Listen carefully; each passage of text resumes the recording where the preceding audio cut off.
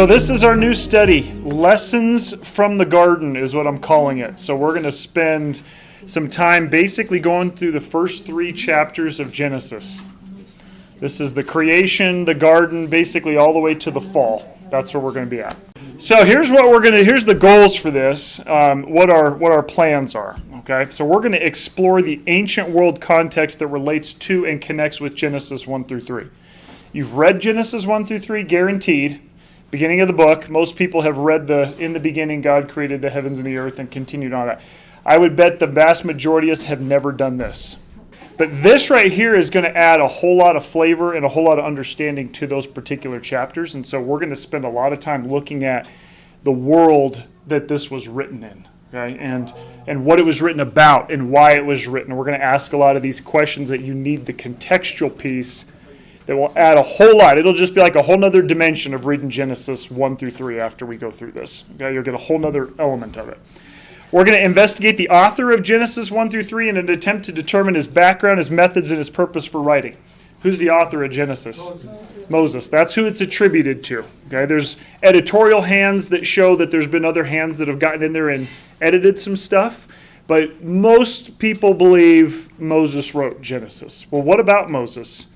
When you and I write, we write based on our world that we're in. The language we use, the statements we make. We have a history, we have a perspective, we have a lens. Did Moses have one? No. Is it a modern? Does he have a modern 2025 lens? No. So it's important to know that. So we're going to spend some time looking at Moses' background and try to understand his writing style, why he wrote the way he wrote, and so on.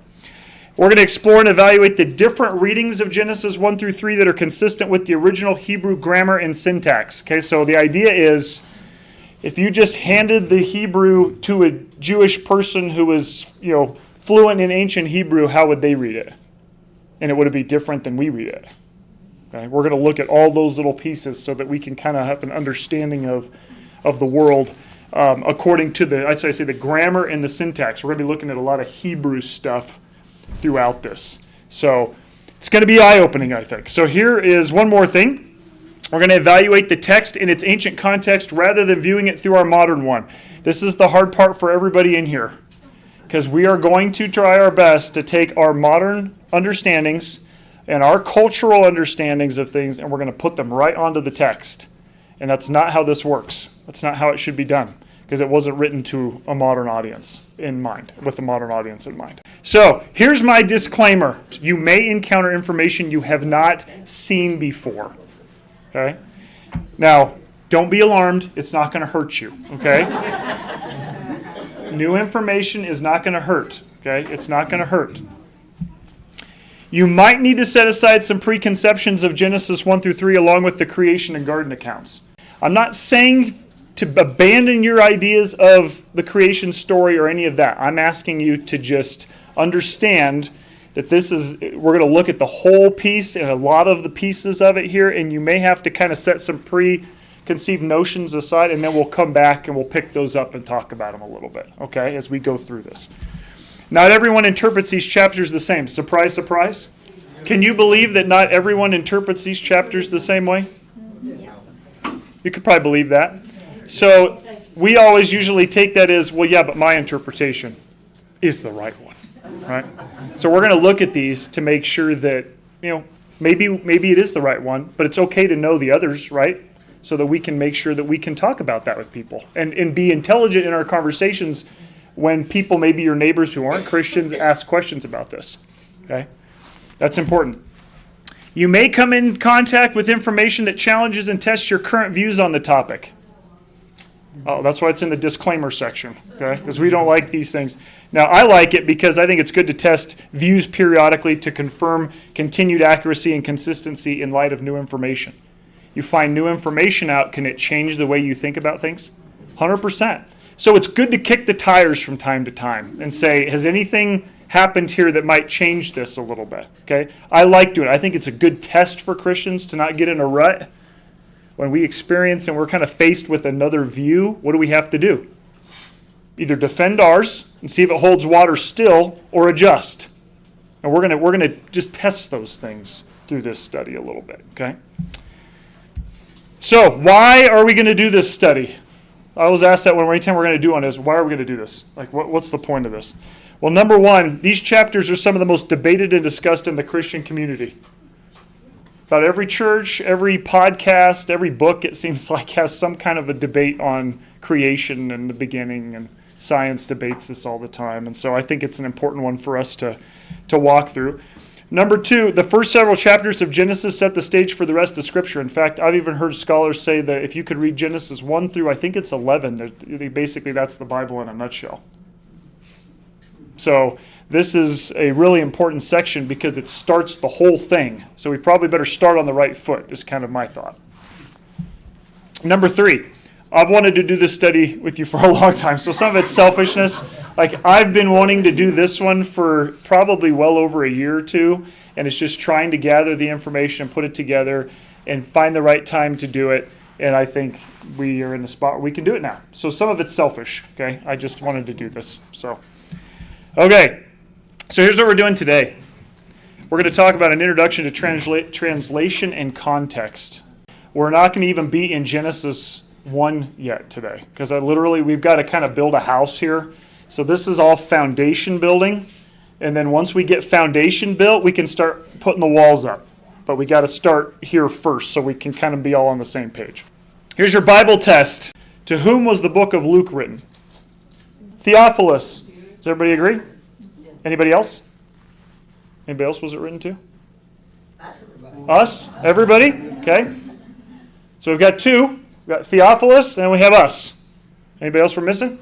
The early Christians. Early Christians? Okay, yeah. So we now have Theophilus, early Christians, and us, the modern day Christians. Okay, so let's look at it. We're gonna find out what the answer is here. So here's Luke 1. Do you know Luke tells us who this is to? It's pretty easy, because he starts it off this way. Inasmuch as many have undertaken to compile a narrative of the things that have been accomplished among us, just as those who from the beginning were eyewitnesses and ministers of the word have delivered them to us, it seemed good to me also, having followed all these things closely for some time past, to write an orderly account for you, most excellent Theophilus, that you may have certainty concerning the things you have been taught. Who did Luke write the book of Luke to? Theophilus. What does that matter? Does it matter who you write something to? Do you write stuff to a relative different than you might write something to an official or a court? So it's important to know who this was written to. Okay, now we're going to come back to what about us? What about the early Christians? We're going to come back to that in just a second. But strictly from the text, when Luke penned his letter, he had a recipient in mind. Who was it? Theophilus. Who's Theophilus? You ever heard of this guy before? Just probably in Luke 1. Who is he? Well, let's talk about this. So Luke wrote this to a man named Theophilus. Luke calls him most excellent. Did you catch that? Some versions will say most noble Theophilus. That's actually not him just liking the guy. Like, oh, he's just really cool. He's a really nice guy. It's actually a term he uses in other places of specific officials. In fact, in the book of Acts, he calls Felix most excellent, and he calls Festus most excellent. Okay. Now, is he just being is he kind of a flattery kind of a guy? No, Felix was the governor of Judea and Samaria at the time of Paul. Most excellent's almost like saying Mr. Governor. Yeah. Ironically, not only Felix being a governor, but Festus was the governor after Felix. So the two guys that got called most excellent were both governors. So what does that tell us about Theophilus? Yeah. He was believed to be the governor or a magistrate of a city within Greece or Asia Minor. So it's not just his friend Theophilus. They could be friends. But who's he writing this to? The governor. The governor. And you notice he says, I've done everything I can to basically get eyewitness accounts. I'm doing all I can to gather the information so that I can make sure when I give it to you, it is well recorded, well documented, so the stuff that you've been told, you can trust. And Luke is a 100% for 100% accuracy guy. There's not many in the ancient world. He's one of them. Any of the things that we haven't verified that he said are just because we haven't found the information to prove it true or false.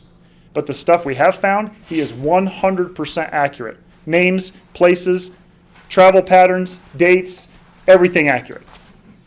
So why is he doing this for a governor?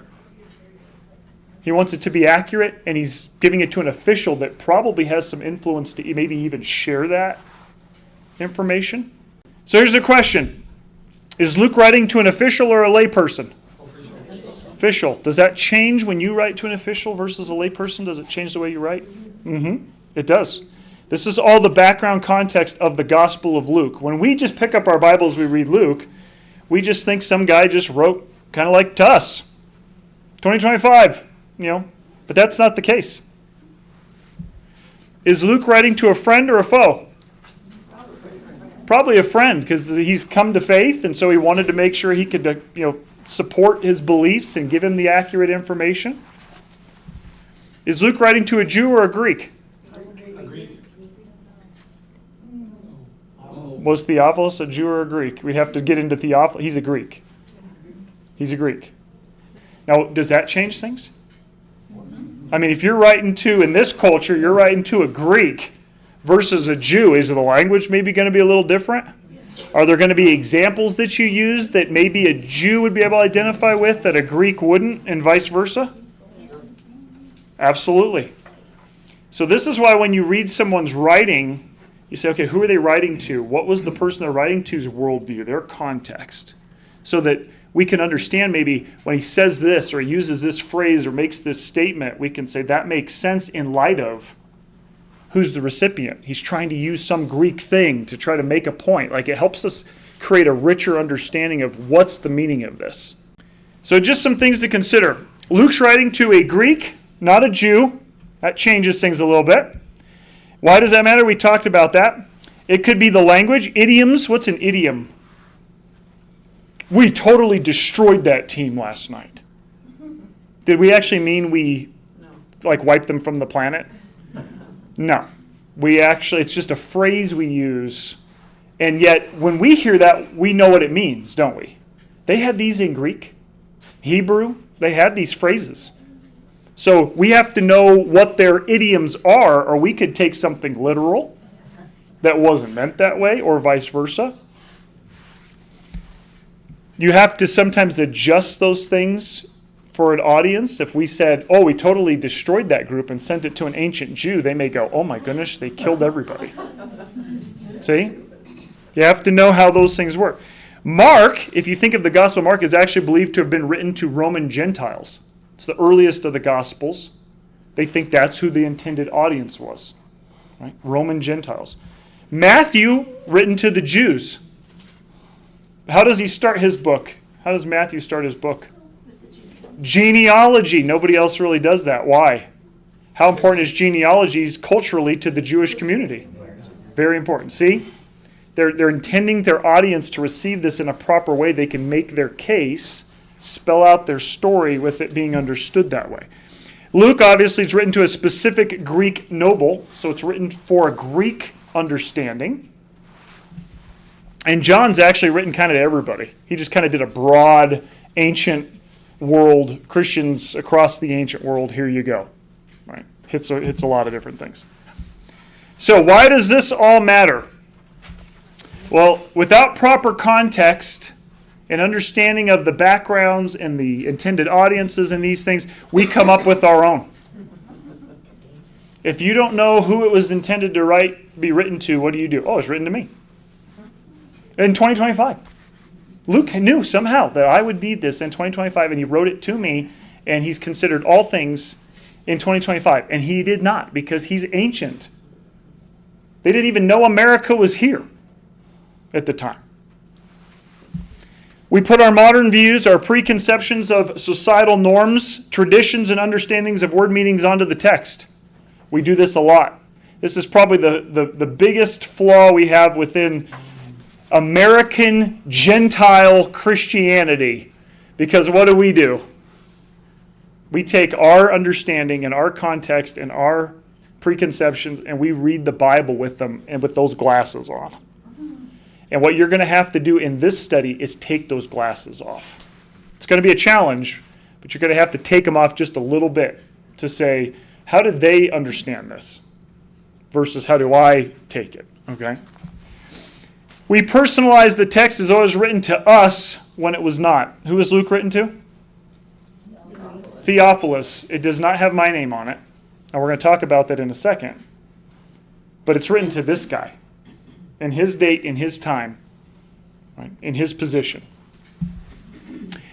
Here it is. It's extremely important to differentiate to us and for us. So those of you who are saying, well, it was written to us, what you really mean is it was written for us. The Bible is for all of us, every bit of it. But that doesn't mean Luke wrote to me in 2025. So I want you to keep that in mind. That's why I bolded it, is understand when we're reading the Bible, it's an ancient book, not written to us. It's written for us. The gospel, the messages, everything in there is for us. But we are not the intended recipients of those books. Ready? Test number 2. To whom was the Bible written? It's written for human beings and for everybody. But it's written to, and then we actually need to pick the book, don't we? Who was Luke written to? Theophilus. Who was Exodus written to? The Jews. Yeah, the Israelites and the Jews. All Israelites. All Israelites. So you think about, depending on the book, the intended audience could be even a little bit different. Couldn't it? I mean, when you're talking about who is the recipient, when they're thinking about writing this, who do I want to hand this to? I'm writing it for them. Matthew's writing to Jews, right? For whom was the Bible written? Notice I put the for and the to differently. For everyone. It's not to you, but it's for you. Here's number 3. You ready for this one? To whom was the book of Genesis written? I said to, not for. The Jews. Well, we probably need to know who wrote it. Moses. Okay, when was Moses alive? Kind of towards the beginning. After you're getting after the Exodus, right? You got the Exodus happen, and then Moses takes them into the wilderness. They go to Sinai. Does he end up in the promised land? Where does his story end? He dies before they get in there. So if he wrote it, we have a specific time frame that we know he wrote, and this would have been to the Israelites who had come out of Egypt and were about to go into the promised land, and here's the first 5 books. Okay, so that's an ancient people, would you agree? Wandering around. What's their background? Well, you have Abraham, but then where did they spend 400 years? Egypt. In Egypt. Does that influence them at all, you think? Oh boy, did. When you have kids and then their kids and their grandkids and great-great-grandkids grow up in Egypt? Where did Moses grow up? Egypt. Is that an influence on the writing styles and the way they express things and personify things? And we need to get into that. We're going to do that in this. We're going to get through some of that. So let's talk about Genesis. It was written to Israelites. To Israelites. Okay? Not to Babylonians. Not to the Persians. To the Israelites. In the language of Hebrew, ancient Hebrew, didn't even have vowels in the earliest Hebrew. They've added vowels for pronunciation purposes, but when we read it, we'll have vowels in it when we look at it. But the earliest Hebrew didn't even have vowels. It was all consonants.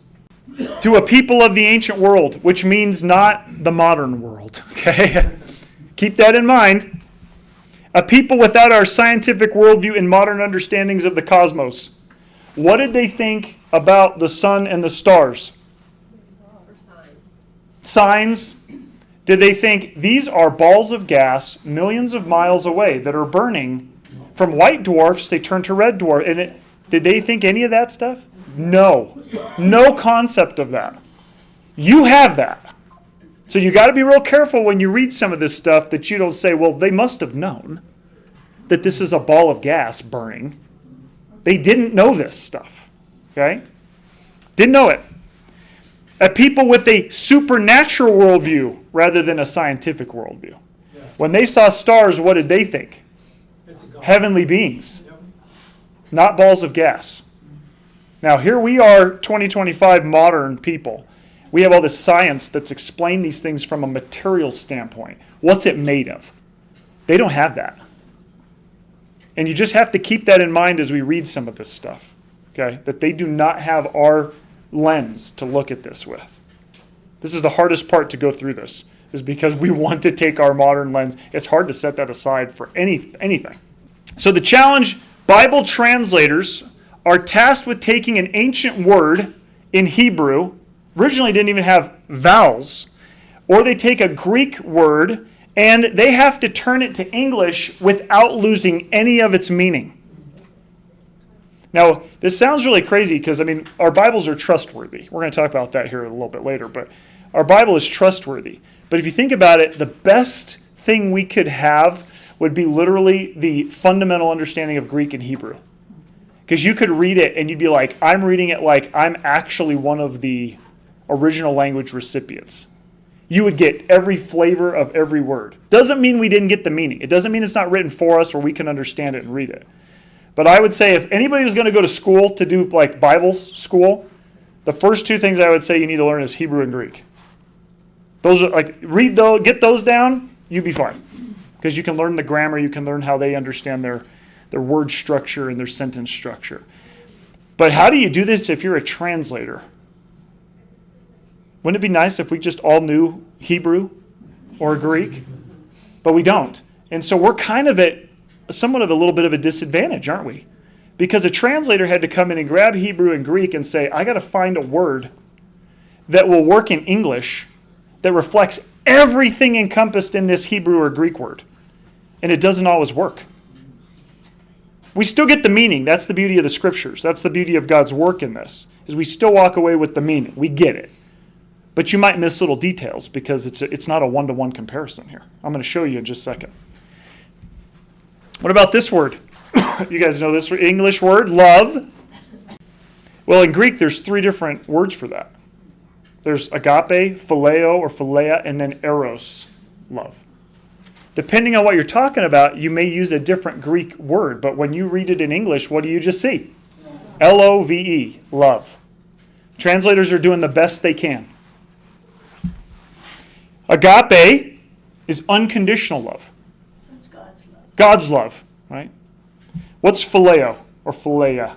Brotherly love. Brotherly love. Philadelphia comes from this word, the city of brotherly love. Okay, that's why it's Philadelphia.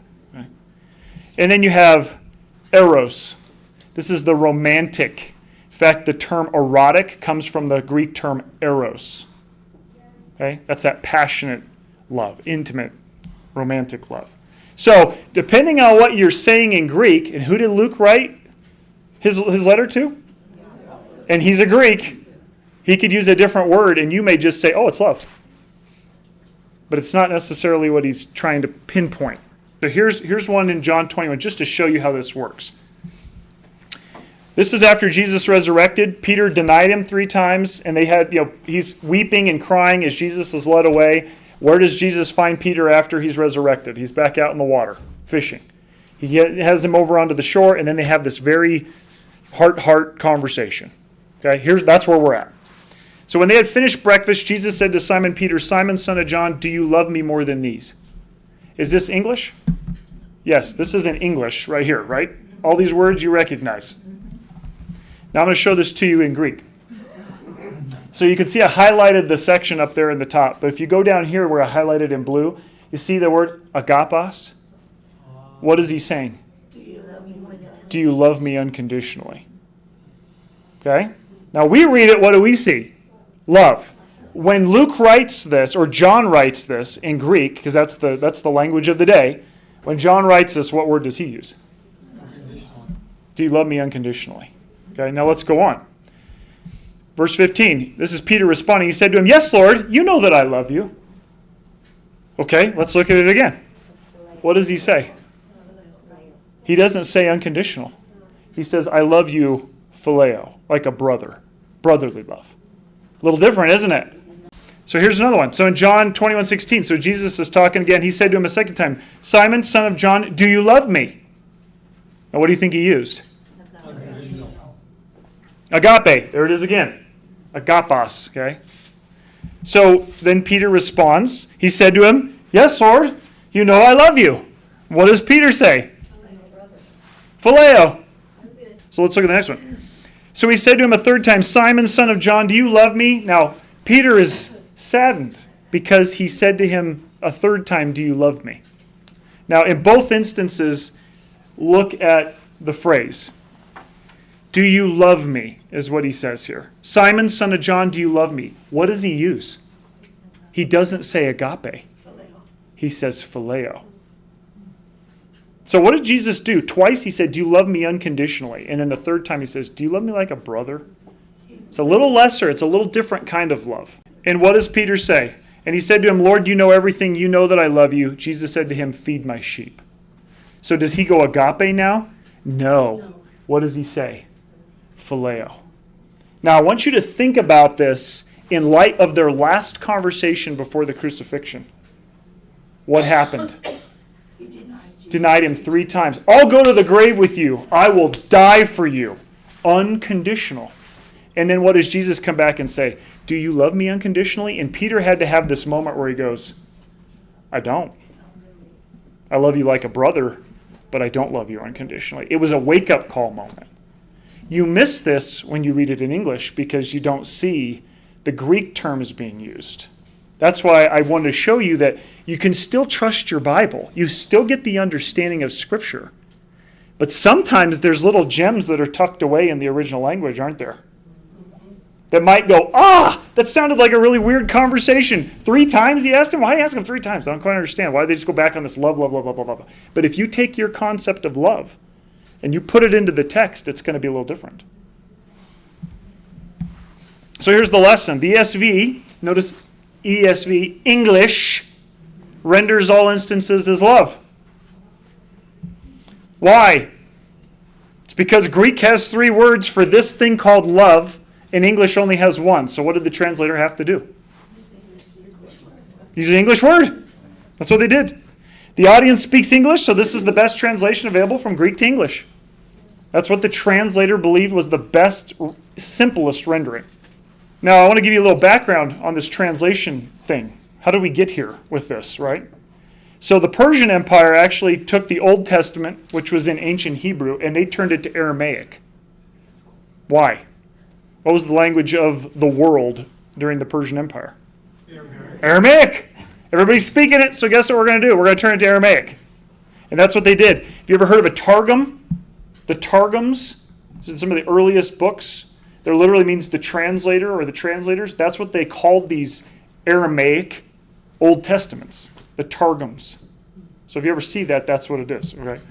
The Roman Empire before Christ, so right before Jesus, what's the language? It's actually Greek-speaking still, because remember Alexander the Great came through, and he did this thing called Hellenization, Greek culture, Greek language to the whole world. And how are we going to get the Old Testament for readers now that are speaking Greek?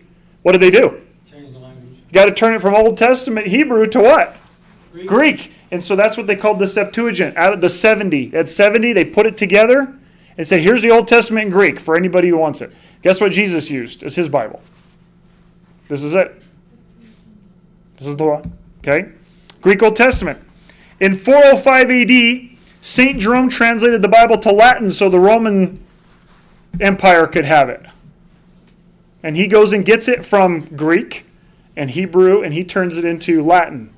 This is called the Latin Vulgate. Have you ever heard of that?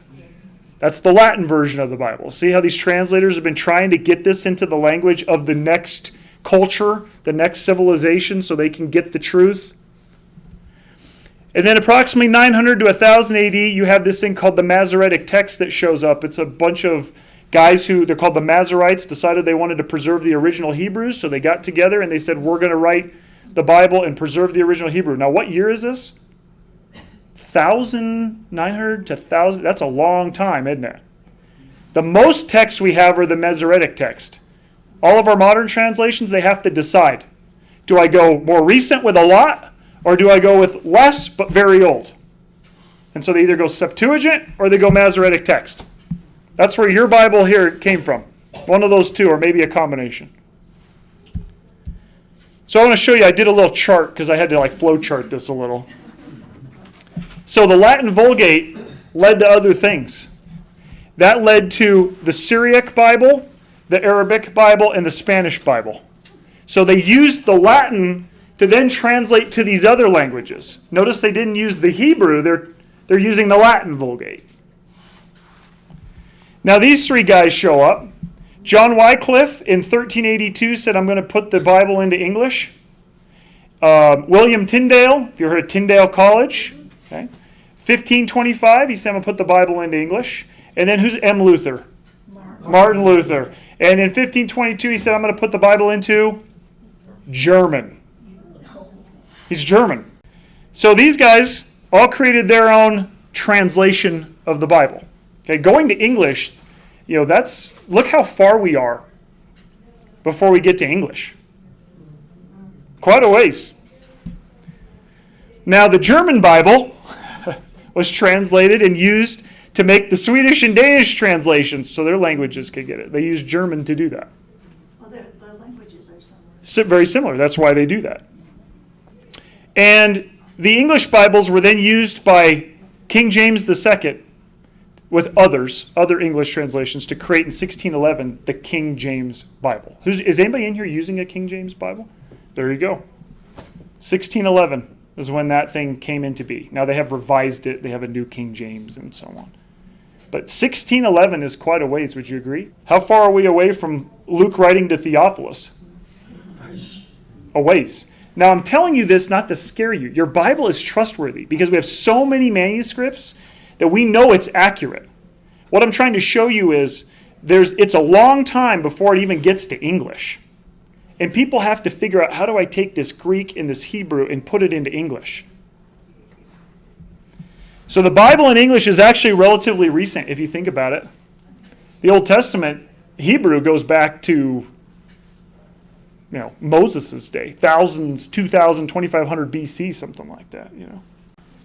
These are probably Bibles we have in here. Is anybody using an NIV when they do their study? Maybe a King James or New King James revised. New King James. What about an ESV, English Standard Version? That's what I use. Anybody else have a different version they use? What do you use, Jim? New American. New American, okay. Now, for those of you NIVers, when do you think your NIV translation came out? 1978. So, that's your English version.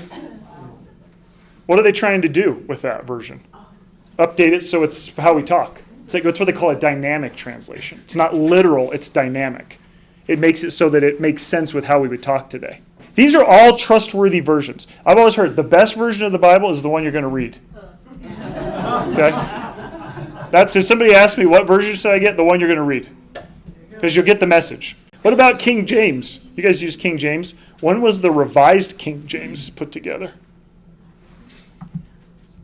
1946 to 1952. So you're right in the 1950s. That's a revised. That's not even the new King James. That's just the revised of the King James. You probably have a newer one than that, maybe. Yeah. What about the ESV? I use ESV. 2001. And people say, well, you shouldn't be using the ESV. If anything, we ought to be going back to King James. And there's people that do that, and that's okay. The ESV takes into consideration a lot of the discoveries, a lot of things that we found in other languages, ancient Ugaritic, other Semitic languages, to help us understand a word. And they update it and they put it in a new version of the Bible. Say, we think this word might be a better way of explaining this based on what we have found. ESV. Okay. Now, let me show you this. John 21:15, the Amplified Bible. So when they had finished breakfast, Jesus said to Simon Peter, Simon, son of John, do you love me more than those or these others do with total commitment and devotion? Do you see how they bracketed that? Yeah. He said to him, yes, Lord, you know that I love you with a deep personal affection as like a close friend. See how they did that? So what are they doing?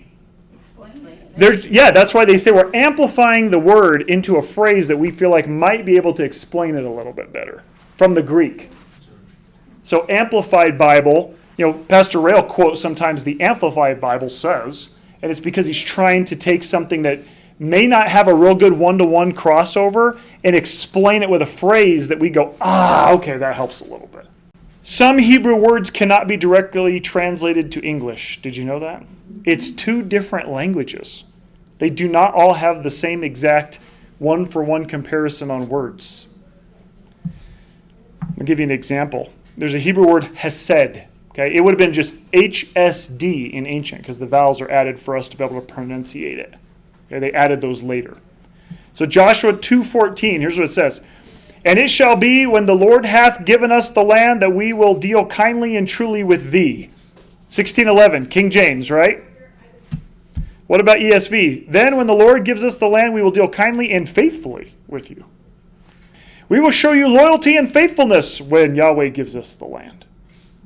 Now, what's the difference? Can you figure out where hesed is in here? Which word is hesed? It's kindly and truly in King James. It's kindly and faithfully in ESV. And it's loyalty and faithfulness in Lexham English Bible. But it's all the same exact Hebrew word, hesed. And what are they trying to do? We don't have an English word for this. So how do we explain this word in Hebrew that was hesed and what it meant and its full meaning and its full weight? How do we explain that to an English audience? And so this is loving faithfulness, loving kindness are words that might pop up. That's how they did it. They said this is the best way we can do it. Lexham actually even put the brackets so you know hesed. That's what they're trying to do. This is the Jewish Bible, complete Jewish Bible. So when Adonai, they would not write the name Lord because that was too holy. Adonai gives us the land, we will treat you kindly and in good faith. See? This is the Jewish Bible. Hesed, how do we get hesed into English? That's the hard part, right? In our translations of English, it's love, loyalty, kindness. You could say, good faith. Now, when I say the word kindness, what comes to mind? Love, treating someone with respect, consideration, gentleness, sympathy, but you may not get loyalty. That might be a stretch. You may not get good faith, maybe. We see how we take our word kindness and we immediately go, I just read kindness. I know what that means. It's not a proper one-for-one comparison to hesed in Hebrew. So the translators are doing the very best they can, which we got the point, didn't we? But I just, from a grammatical language standpoint, it's not one-to-one. So that's why when we're reading ancient language and we're reading our Bibles in the Old Testament, it's tough sometimes when we get to confusing text and we're like, what does this mean? It's because we're taking it to English. The hardest part of a translator is getting the exact meaning without losing anything. How would you like to be a Bible translator?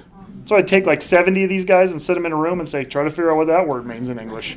And you get 4 different usages and it encompasses something, but it doesn't complete the whole thing because Hebrew has a different way of building their language and their grammar.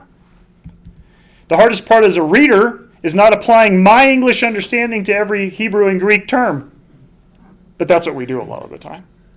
Gunnar Maggie was here last week. He went up front for just a few minutes. He is the director, the president of Tyndale College in Amsterdam. Tyndale. Okay? And you know what they do? They go get people from the country, like from Africa, and they bring them to there, and they train them in Bible, and then they send them back. So they don't have to culturally assimilate. They're already from that culture. That's what they do. That's their whole school. So here's a question. How do we translate cultures? We've been talking about words. How do I translate a culture? That's even harder than a word. Translate marriage from me from ancient Hebrew culture to modern American culture. Not the word. What is marriage in itself? Explain the culture of marriage, what they understood marriage to be. A union, we might agree on that one, okay? So marriage, why do people get married in Western culture? We love each other, right? Love. You get married for love. You meet somebody, you hit it off, you fall in love, you get married, right? Maybe because you want to have a family or companionship, right? Couple reasons. Typically, you don't get married to inherit your neighbor's or your father-in-law's property or to make some military alliance. Why do people get married in ancient Israel? alliance between families and nations, to just produce pure offspring, not to be confused with children from concubines or other wives. Remember, pure offspring versus they would have just a bunch of children to populate. We got to increase our population, but this is the pure line to the throne. So how are the cultures different on just that phrase, marriage? So when we read marriage in the Old Testament, do we think, oh, they loved each other?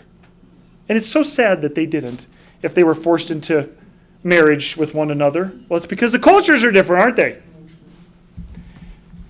Genesis 24:51. Behold, Rebekah is before you. Take her and go and let her be the wife of your master's son as the Lord has spoken.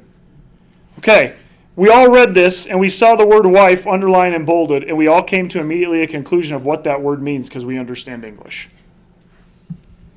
Can wife be understood differently depending on the modern versus the ancient contexts and the ancient cultures? Of course it can. I'm going to show you. So here's wife. In Western culture, what does this mean? When you're married. Love, okay, is typically how you become a wife. I fall in love. He asks me to marry him. We get married. I'm now a wife. Okay? Mother of children could also be a wife, also a mother, right? They get to choose to be a wife. At least all the wives I know have chosen to be wives. They've said yes when they were asked. What about ancient culture? What is a wife? It's a woman belonging to a specific man. That wouldn't fly in our culture today. Means to produce offspring to further the husband's name in the lineage. Here it is in Hebrew. This is the verse I just showed you with Rebekah is a wife. You go down there into Hebrew and it says asah. You see the I-S-S-A-H down there? Asah in Hebrew, okay? And Yahweh God fashioned the rib which he had taken from the man into a woman and brought her to the man. You guys know this one. Hey, Genesis 2. We did get this in Genesis 2 today. What's the word in Hebrew? Asah. Is it wife or is it woman? In Hebrew, it's the same term. You could throw asah in there to mean a woman. She's not married. She just was created. Or you could throw it in there to be a wife. See how their terms are maybe a little bit more broad? So we see asah, it's English translated wife. And in this instance, in Genesis, it was translated woman, but it's the same Hebrew word. They're trying to make a translation connection here so you might understand what the purpose is. In English, a wife is a woman joined to another person in marriage. I got this out of the dictionary. It's the lawful consort of a man, a woman who is united to a man in wedlock, a woman who has a husband, a married woman. Okay? Got it right from the dictionary. I want you to think I was making up definitions here. But now let's look at asah in Hebrew. It just says woman. It can be used for a wife, but it's woman. It can be a female human being. A female human being belonging to a male. A female animal. This is all biblical usages of the word asah. It's the same word, asah, that's used for a prostitute, a harem, or a concubine. See how they have this broad, one word covers a broad number of things. And we have to say, English, how do I explain this? Let's put wife here. So in conclusion, what would happen if we applied all of our modern American cultural understandings of the term wife or wives every time we saw wife in the Bible? We have to translate culture just as much as words, which is really hard to do, to get into the culture and say, how did the culture understand this? This translation and context is going to be critical as we go through Genesis 1 through 3. That's the reason we spent this week doing this. My goal is to get us to kind of think a little bit more like the ancient recipient and the ancient writer than the modern 2025 reader of Genesis. Okay? That's how we're going to go through.